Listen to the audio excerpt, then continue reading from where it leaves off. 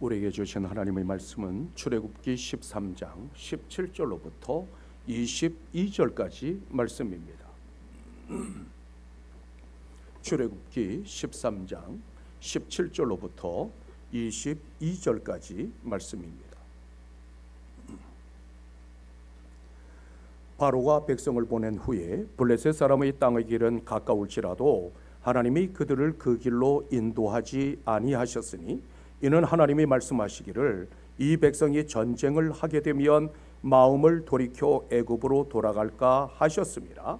그러므로 하나님이 홍해의 광야길로 돌려 백성을 인도하심에 이스라엘 자손이 애굽 땅에서 대열을 지어 나올 때에 모세가 요셉의 유고를 가졌으니 이는 요셉이 이스라엘 자손으로 단단히 맹세하게 하여 이르기를 하나님이 반드시 너희를 찾아오시리니 너희는 내 유고를 여기서 가지고 나가라 하였음이더라.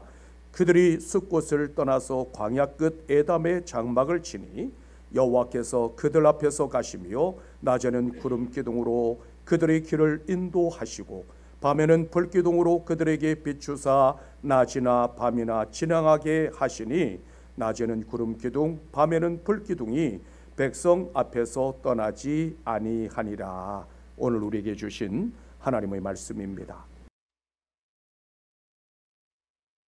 2025년 이 한 해 동안 하나님의 은총과 축복이 여러분들과 함께 하시기를 주의 이름으로 축복합니다. 우리는 새해라는 선물을 똑같이 받았습니다. 새해가 밝으면 누구나 새로운 기대와 소망을 품고 시작합니다. 한 해 동안 형통하고 평탄하기를 원하고 승리의 길, 축복의 길로 마음껏 달려가고 싶은 열망이 있습니다. 더구나 가능하면 빠른 길, 평탄한 길로 달려가기를 원합니다. 그러나 하나님께서는 빠른 길이 아니라 바른 길로, 편한 길이 아니라 예비하신 길로 인도하시는 분이십니다. 성도들이 가는 길에도 때로는 강이나 바다나 높은 산이 가로막습니다. 이때 우리의 길을 인도하시는 분이 있다면 얼마나 좋을까요? 철로역정의 저자 존 버녀는 자신의 삶을 통해 기독교 신앙의 본질을 보여준 사람입니다. 그의 영성은 고난 속에서도 믿음을 지켜내는 청교도적 이상을 상징할 뿐만 아니라 오늘까지도 큰 감동과 영감을 주고 있습니다. 그는 영국 국교회와 일치하지 않는 예배를 드린 혐의로 기소당하여 12년 동안 감옥에 갇혔습니다. 한 번은 소장이 잠시 집에 다녀올 수 있도록 배려해 주었습니다. 그런데 얼마쯤 가다가 되돌아오자 왜 돌아왔냐고 물었습니다. 그러자 호의는 고마우나 성령님께서 인도하시는 길이 아니라서 돌아왔다고 말했습니다. 그때 마침 왕실 감찰대가 나와서 존 버년의 수감을 확인했습니다. 그 관리가 돌아간 후에 소장은 이렇게 말했습니다. 목사님께서 성령님의 인도하심을 따라 행동하셨기에 목사님도 살고 저도 살았습니다. 이제는 목사님의 마음에 비춰오는 성령님의 인도하심을 따라 가시고 싶을 때 가셨다가 오시고 싶을 때 오시기 바랍니다. 우리는 한 해를 살아가면서 수많은 선택의 기로에 서게 될 것입니다. 그때마다 내 생각이나 내 방법대로 하지 말고 성령님의 인도하심을 따라 결정하십시오. 심령에 들려오는 주님의 음성에 귀를 기울이고 성령님의 지시를 따라 살아가십시오. 존 버년이 의지하고 순종했던 성령님께서는 지금도 여전히 역사하고 계십니다. 하나님의 자녀된 우리에게는 많은 특권이 있습니다. 그 중에서도 하나님께서 나의 삶을 주장하시고 인도하신다는 것보다 더 놀라운 특권은 없습니다. 하나님의 인도하심과 보호하심을 믿는다면 어떤 고난과 위험 속에서도 승리할 수 있습니다. 이스라엘 백성들이 애굽의 노예 생활을 청산하고 젖과 꿀이 흐르는 가나안 땅을 향해 힘차게 발걸음을 내디뎠습니다. 그런데 하나님께서는 빠른 길이 아니라 거칠고 험한 광야길로 인도하셨습니다. 광야길로 인도하신 하나님의 목적은 무엇이었을까요? 일부러 이스라엘 백성들을 고생시키려고 작정하셨기 때문일까요? 아니면 사람들이 만든 길이나 지리를 하나님께서 모르셨을까요? 본문 17절에서는 이렇게 말씀하고 있습니다. 바로가 백성을 보낸 후에 블레셋 사람의 땅의 길은 가까울지라도 하나님이 그들을 그 길로 인도하지 아니하셨으니 이는 하나님이 말씀하시기를 이 백성이 전쟁을 보면 뉘우쳐 애굽으로 돌아갈까 하셨습니다. 당시 애굽에서 가나안으로 가는 가장 가까운 길은 블레셋 땅에 있는 가자로 가는 길이었습니다. 그러나 하나님께서는 가깝고 편한 길이 아니라 험난한 광야길로 인도하셨습니다. 그 표면적인 이유는 전쟁을 보면 뉘우쳐 애굽으로 돌아갈까 염려하셨기 때문이라고 성경은 말씀하고 있습니다. 당시 블레셋은 매우 호전적이었던 반면에 이스라엘은 군사적으로나 정신적으로 무장을 제대로 갖추지 못한 상태였습니다. 하나님께서는 이스라엘 백성들의 약함과 체질을 아시고 광야 생활을 통해서 하나님의 백성으로 거듭나기를 원하셨습니다. 아울러 광야길에는 하나님의 놀라운 섭리와 계획이 숨겨져 있는 곳이었습니다. 비록 고난의 여정이기는 했지만 그 광야길에는 홍해의 기적이 예비되어 있었고 만나의 기적이 예비된 곳이었습니다. 더구나 하나님과 이스라엘 백성들 사이에 맺어질 시내산 언약이 기다리고 있는 길이었습니다. 그뿐만 아니라 성막을 세움으로 이스라엘 백성들이 예배 공동체로 거듭날 수 있는 길이기도 했습니다. 우리가 가는 길에도 이해할 수 없는 고난과 시련들이 있을 수 있습니다. 하지만 그 길에는 하나님께서 이미 예비해 놓으신 은총과 축복이 있다는 사실을 잊지 마십시오. 마태복음 7장 11절에서는 이렇게 말씀하고 있습니다. 너희가 악한 자라도 좋은 것으로 자식에게 줄 알거든 하물며 하늘에 계신 너희 아버지께서 구하는 자에게 좋은 것으로 주시지 않겠느냐. 아무리 악한 사람도 자기 자식에게만큼은 좀 더 좋고 좀 더 나은 것을 주고 싶어 합니다. 남의 집 담장을 하루가 넘도록 하루 이틀이 넘도록 쉬지 않고 넘는 도적도 혹여 좋은 반찬이라도 생기면 자기가 먹지 않고 자식에게 먹입니다. 하물며 하늘에 계신 하나님 아버지께서야 말해서 무엇하겠습니까? 언제나 우리에게 더 좋고 더 귀한 것으로 주시기를 원하시는 분이십니다. 따라서 우리가 가는 길이 비록 광야라 할지라도 그 길에는 하나님의 사랑과 보호와 축복이 예비되어 있다는 사실을 잊지 마십시오. 하나님께서 우리를 구원하신 목적은 단지 편안한 길로 형통한 길을 열어주시려고 하는 것이 아닙니다. 하나님의 뜻에 따라서 하나님께서 원하시는 소원의 항구로 이끄시는 데에 목적이 있습니다. 우리는 왜 광야길을 두려워하지 말아야 할까요? 광야길은 마침내 구원의 소망에 이르는 통로가 되기 때문입니다. 예수 그리스도를 믿고 하는 일마다 복되고 형통하다면 얼마나 좋겠습니까? 그러나 성공하고 탄탄대로를 달려갈 때도 있지만 그렇지 못할 때가 더 많습니다. 우리가 꼭 기억해야 할 것은 고난이라고 하는 것은 하나님께서 우리에게 주시는 징계라 저주가 결코 아니라는 사실입니다. 오히려 하나님의 은총과 축복이 이르는 소중한 통로가 될 수 있습니다. 로마서 5장 4절에서는 이렇게 말씀하고 있습니다. 우리가 환난 중에도 즐거워하나니 이는 환난은 인내를, 인내는 연단을, 연단은 소망을 이루는 줄 알비로다. 성도들이 세상에서 당하는 모든 환난은 쇳덩어리를 용광로에 집어넣어 불순물을 제거하는 과정과 같습니다. 따라서 참으로 고통스럽고 힘든 일이지만 마침내 구원의 소망을 이루게 하십니다. 자기 백성들이 고통당하는 것을 아시면서도 하나님께서 환난을 허락하시는 이유는 더욱 성숙한 하나님의 자녀요 하나님의 백성으로 거듭나기를 원하시기 때문입니다. 그러므로 환난을 두려워하지 마십시오. 환난은 우리를 단련시켜 마침내 구원의 소망을 이루게 합니다. 광야길은 단순히 우회하는 길이 아니라 성도들이 하나님과 더욱 가까이서 만날 수 있는 축복된 길입니다. 광야는 오직 하나님의 뜻과 하나님의 방법대로 사는 것을 배우는 곳입니다. 하나님께서 얼마나 우리를 사랑하시고 하나님께서 어떻게 우리를 인도하시는가를 온몸으로 경험하는 곳, 그곳이 바로 광야입니다. 광야길에는 수많은 위험과 고난이 도사리고 있을 뿐만 아니라 먹을 것과 마실 물이 없는 배고픔과 목마름의 현장입니다. 낮에는 살인적인 폭염이 기승을 부리고 밤에는 살을 애는 추위와 맹수가 노리는 곳입니다. 따라서 이 광야길은 하나님의 보호와 인도하심이 없으면 생존 자체가 불가능한 곳입니다. 이처럼 거친 광야길이 우리가 살아가는 이 세상 한복판입니다. 하지만 그 길에는 하나님의 축복과 영광이 기다리고 있습니다. 그러므로 하나님의 인도하심을 따라가므로 하나님께서 예비해 놓으신 축복과 영광을 차지할 수 있는 여러분들이 되시기를 주님의 이름으로 축원합니다. 어떻게 하면 거친 광야길에서 승리하는 삶을 살아갈 수 있을까요? 먼저 우리는 각자의 역할과 위치에 따라서 질서를 잘 지켜야 합니다. 본문 18절에서는 이렇게 말씀하고 있습니다.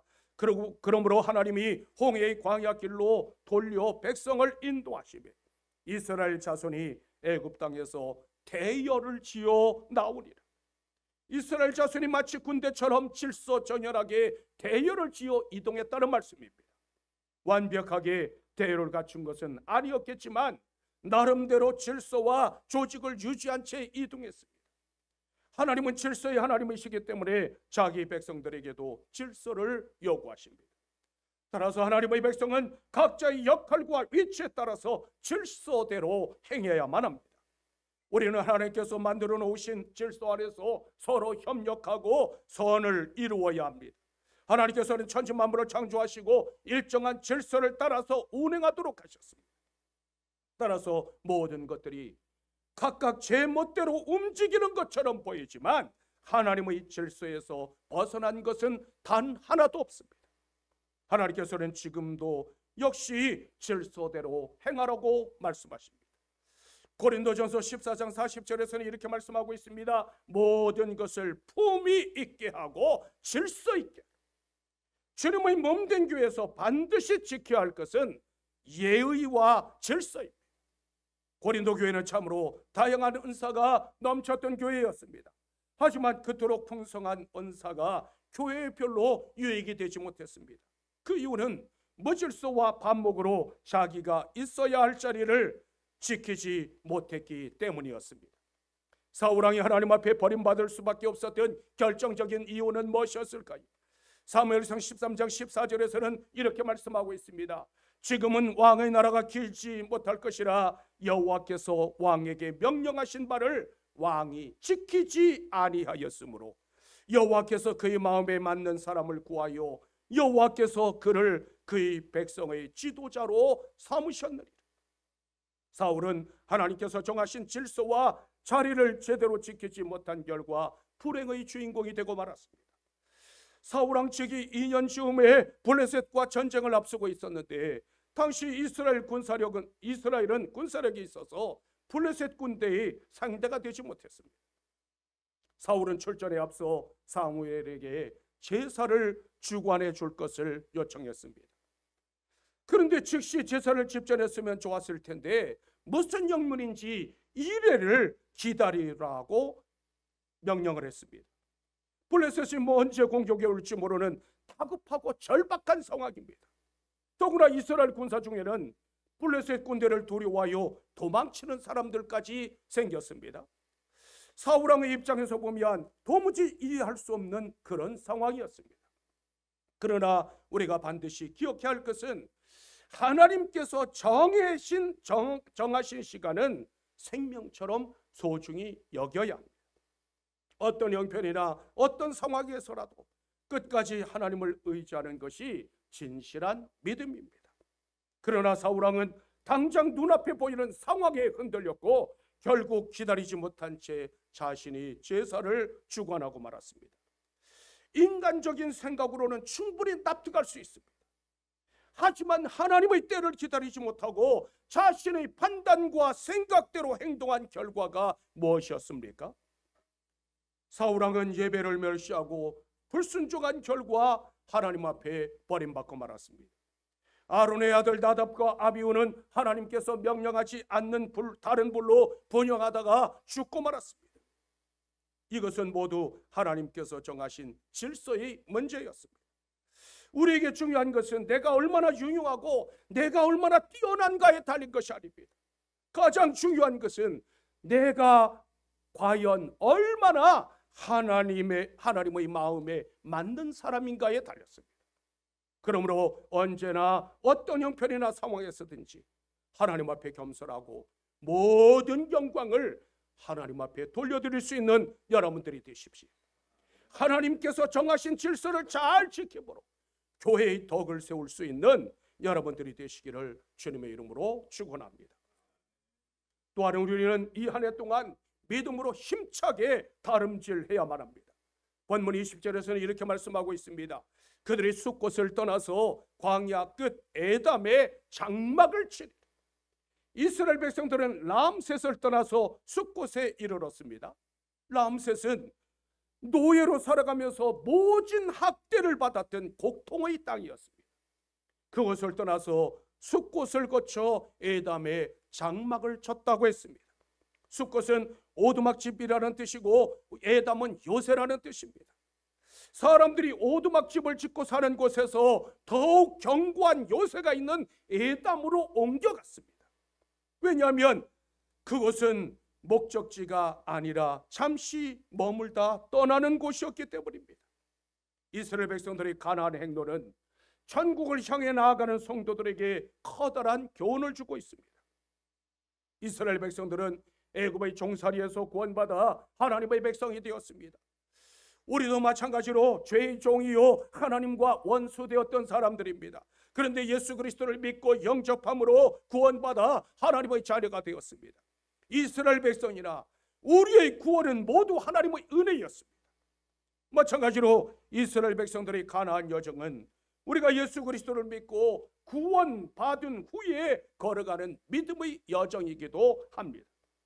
이스라엘 백성들이 머물렀던 숫곳은 오두막집들, 안식 또는 쉴 곳이라는 의미를 가지고 있습니다. 하나님께서는 이스라엘 백성들을 먼저 숫곳에서 쉬게 하셨고 평안을 누리게 하셨습니다. 이처럼 하나님께서는 자녀들을 푸른 조장과 쉴만한 물가로 인도하셔서 쉬게 하시는 분이십니다. 누구든지 선한 목자이신 예수님께로 나아가면 생명을 얻고 평안과 풍성한 기쁨을 누릴 수 있습니다. 그런데 하나님께서는 숫곳에서 다시 에담으로 인도하셨습니다.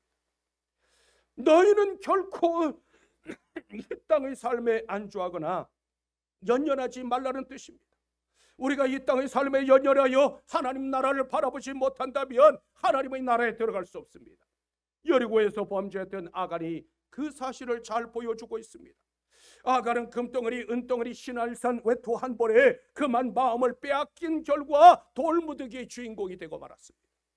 아나니아와 삽비라도 이 세상에 대한 애착을 이기지 못한 결과 천국과 멀어지고 말았습니다. 주님께서는 마태복음 6장 19절 이하에서 이렇게 말씀하고 있습니다. 너희를 위하여 보물을 땅에 쌓아두지 말라. 거기는 점과 동록이 헤하며 도둑이 구멍을 뚫고 도둑질하느니라. 오직 너희를 위하여 보물을 하늘에 쌓아두라. 내 보물이 있는 그곳에는 내 마음도 있느니라. 이 땅에 쌓아둔 것은 그것이 무엇이든지 녹슬고 상하고 흔적도 없이 사라지고 맙니다. 오직 하늘에 쌓아둔 것만 남습니다. 주님께서는 손에 쟁기를 잡고 뒤를 돌아보는 자는 하나님 나라에 합당치 않다고 말씀하셨습니다. 사람은 누구나 마음의 목적과 관심에 따라 인생의 방향이 결정됩니다. 그런데 이 땅은 우리가 결코 머무를 수 있는 목적지가 아니라 다시 떠나야 할 곳임을 잊지 마십시오. 우리의 시민권은 하늘에 있고 이 땅에서는 다만 나그네로 살아갈 뿐입니다. 따라서 이 땅에 소망을 두면 하나님의 나라를 빼앗기게 됩니다. 우리는 오직 주님께 마음의 눈과 목적을 고정시켜야만 합니다. 그러므로 오직 주님만 바라보고 믿음으로 힘차게 다름질해가는 여러분들이 되시기를 주님의 이름으로 축원합니다. 또한 우리는 언제나 하나님께서 나와 함께 하시며 나를 떠나지 않는다시는 사실을 믿어야 합니다. 본문 21절로부터 22절에서는 이렇게 말씀하고 있습니다. 여호와께서 그들 앞에서 가시며 낮에는 구름 기둥으로 그들의 길을 인도하시고 밤에는 불 기둥으로 그들에게 비추사 낮이나 밤이나 진행하게 하시니 낮에는 구름 기둥 밤에는 불 기둥이 백성 앞에서 떠나지 아니하니라.